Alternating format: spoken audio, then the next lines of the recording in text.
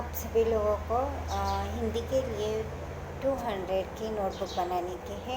और जब मैं आपको कुछ गृह कार्य बताऊंगी, कुछ लिखने को बताऊंगी, तो उसके लिए ऊपर आपको दिनांक अर्थात डेट डालने की है। डेट डालने के बाद डे मतलब किस दिन आपने वह लिखा है वह, और लेसन का नाम नहीं होगा तो टॉपिक लेसन, टॉपिक का नाम, प्रश्न उत्तर हो गए तो प्रश्न उत्तर, बुक वर्क होगा तो बुक वर्क, पुस्तक कार्य करके ऊपर लिखने का है। और इस साल आपकी नोटबुक चेक होने वाली है, इसलिए आपको जो भी कार्य दिया है वह आपको दिल लगाकर पूर्ण करने का है, क्योंकि इस बार हर सब्जेक्ट की नोटबुक चेक होने वाली है। एक पर्टिकुलर डेज को आपकी नोटबुक जमा करने की है और उस दिन आपकी नोटबुक चेक होकर आपको किसी दिन वह नोटबुक देने वाली है। तो आपको क्या करने का है, तो दिल लगाकर पढ़ाई करने की है और माँ बाप जो भी आपके लिए बताते हैं वह आपको कार्य पूरा करने का है। देखो, हमको सिर्फ एक अच्छा इंसान बनने का है और एक अच्छा इंसान बनकर हमारी ज़िंदगी हमको संवारने की है।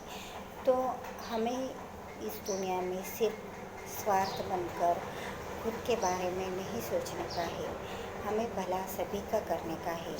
बिना किसी स्वार्थ के दूसरों की सेवा करना या भला करना परोपकार कहलाता है।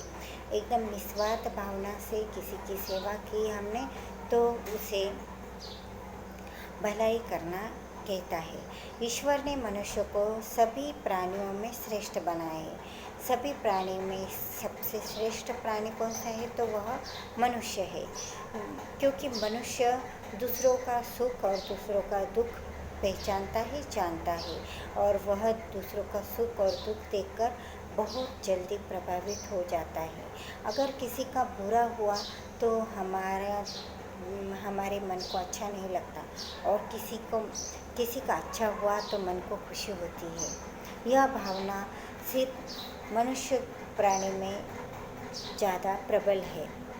दूसरों का ध्यान न रखकर केवल अपने बारे में ही सोचना पशुओं का काम होता है, वह मनुष्य का काम नहीं होता है। जो सिर्फ खुद के बारे में सोचते हैं वह पशु होते हैं, लेकिन जो दूसरों के बारे में सोचते हैं वह मनुष्य कहलाते हैं। वही पशु प्रवृत्ति है कि आप ही चरे। मनुष्य है वह जो मनुष्य के लिए मरे। पशु प्रवृत्ति क्या है, वह खुद के लिए ही जीता है, लेकिन मनुष्य प्रवृत्ति क्या है, वो दूसरे के लिए मरता है। अपने लिए तो सभी जी लेते हैं, बराबर है ना। अपने लिए जीना बहुत आसान होता है और सुख के साधनों को इकट्ठा करने की अंधी दौड़ में भटकते रहते हैं, परंतु सच्चा सुख दूसरों की सेवा करने या उनके काम आने में होता है। इससे मनुष्य को एक अलौकिक सुख की प्राप्ति होती है। परोपकारी मनुष्य मरकर भी अमर हो जाता है। उसका नाम विश्व के इतिहास में सूर्य और चंद्रमा के समान चमकता है। उसी प्रकार के अनेक परोपकारी लोगों का नाम भारत के इतिहास में भी अमर है, जैसे बाबा आमटे, स्वामी विवेकानंद, मदर टेरेसा। उन्होंने निस्वार्थ भावना से रोगियों, गरीबों और असहायों की मदद की है।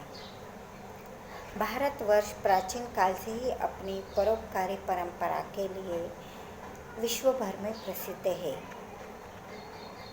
हमारे भारत देश में राजा हरिश्चंद्र, राजा शिवी, महर्षि दधीची और बहुत सारे नेता लोग यह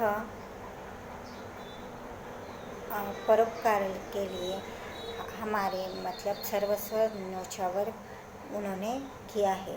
हमारे भारत देश को आज़ाद दिलाने के लिए अनगिनत लोगों ने, न जाने कितने लोगों ने अपने जान की बाजी लगाई है और हमको आज़ादी दिलाई है।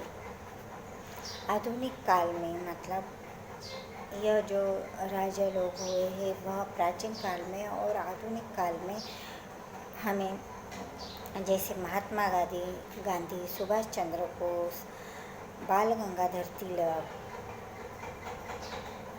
भगत सिंह,